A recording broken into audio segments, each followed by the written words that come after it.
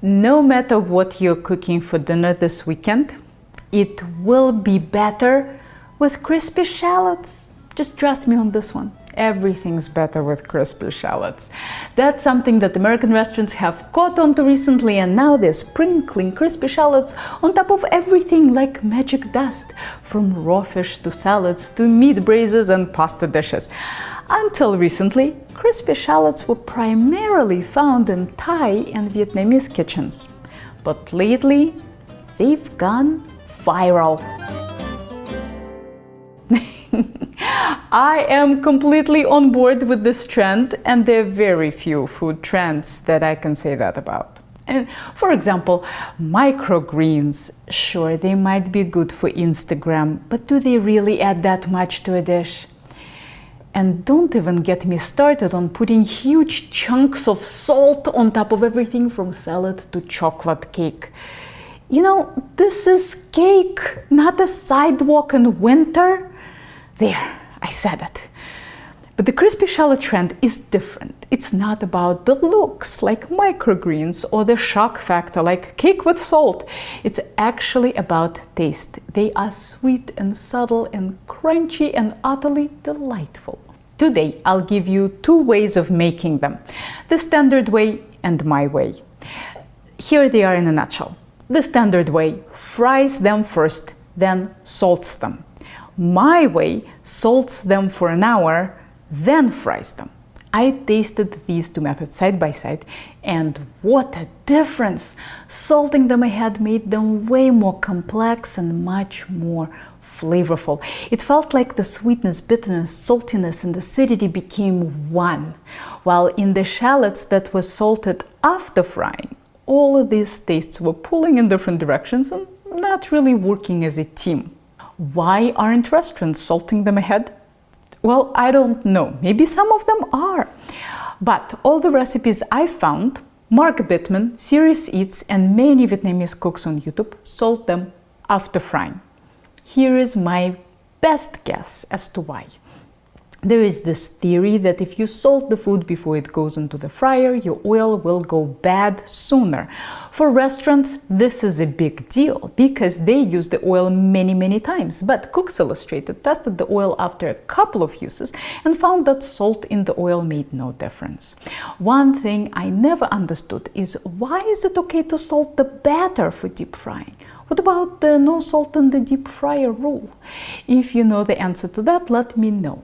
I'm actually guessing that the real reason for not salting things like French fries before putting them in the fryer is that the salt would simply fall off during frying. I have seen recipes for fries that are brined and then dried off before frying, and I hear those are some of the best fries. Okay, enough deep frying theory, let's cook. Trim the ends of 3 large shallots. Cut them in half, pole to pole, and peel. Slice them on a mandolin crosswise into 2 mm thick pieces. The mandolin is the key to success here. We need perfectly even thickness. Otherwise, they won't cook evenly and some will end up burning by the time the others are done. To be on the safe side, don't go all the way to the end of each piece. Just discard the ends. I would also recommend wearing a cut-resistant glove.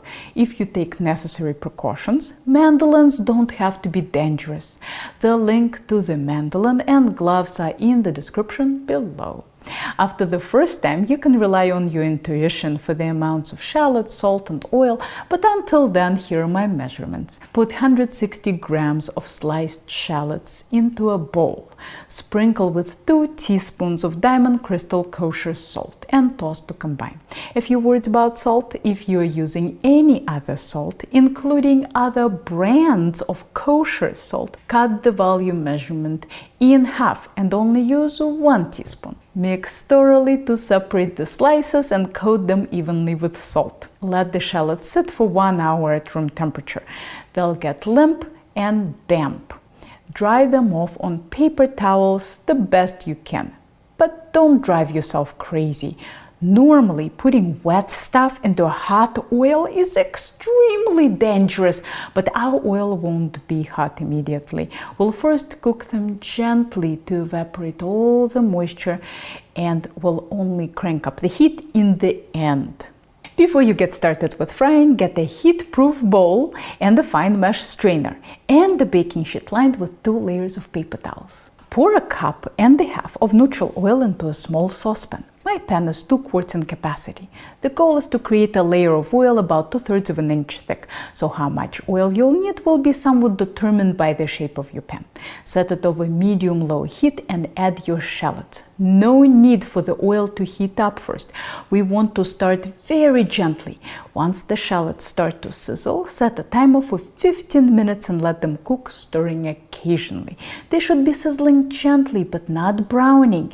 If you notice browning, reduce the heat. The goal of this step is to get rid of all the moisture. If you didn't salt them ahead, you'd still start them this way. In case you are monitoring the oil temperature with a thermometer, mine is about 217 Fahrenheit, but you can really just go by visual clues. After 15 minutes, your shallots will shrink some, and you can crank up the heat to crisp them up. This will take about 5 to 10 minutes, and the closer you get to the end, the more you'll need to stir. This is just like making caramel. At first, nothing happens for a long time, and then it goes from pale to burnt in less than a minute, so pay very close attention in the end. You want to stop cooking the shallots when they are just a shade lighter than you ideally want them, because they'll continue to cook for a few seconds after you drain them. Have a bowl and a fine mesh strainer ready, and we're done. Dump, shake, and immediately spread them on paper towels. This is the batch that was salted before cooking. It's plenty salty and doesn't need any finishing salt.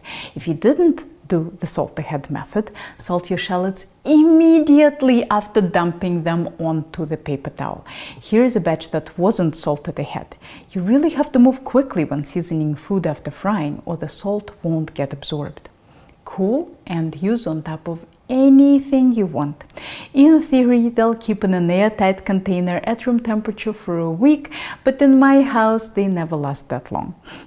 I don't know if you've noticed, but we didn't just make crispy shallots. We also made shallot oil.